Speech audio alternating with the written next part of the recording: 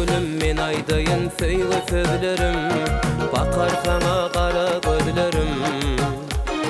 Eýlesene men çekeyin şirin näzlerin, söýünüm sen gözel ziyada.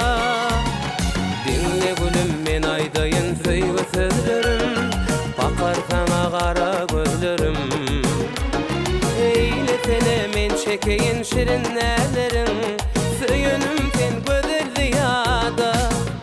Alıp elim denir ki yarın odan mürkü, arzularımın var senki ziyada, yarım ziyada.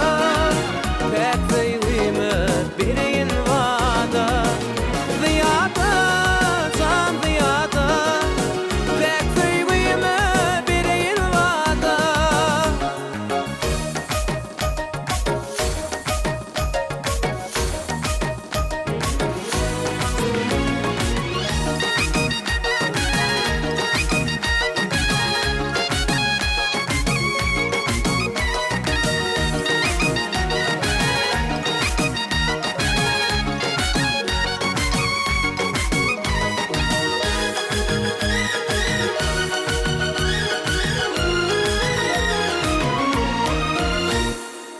Ay aydın geceler doşuşup qorap, geler saçın boynuna orap.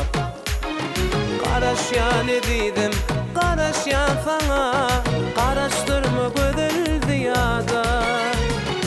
Ay aydın geceler doşuşup qorap, geler saçın boynuna orap. Karaşyan edidim, karaşyan sana,